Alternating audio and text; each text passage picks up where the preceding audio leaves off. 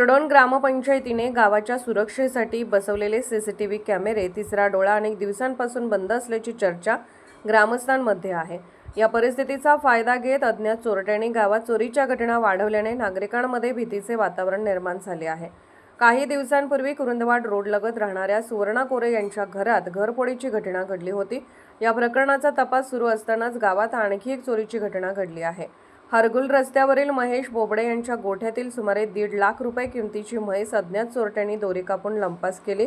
ही घटना गुरुवारी रात्री 11:30 ते 12 वाजण्याच्या दरम्यान घडल्याचे समजते। गोठ्यात बांधलेल्या म्हशीची दोरी कापून चोरट्यांनी चोरी केल्याने परिसरात खळबळ उडाली आहे।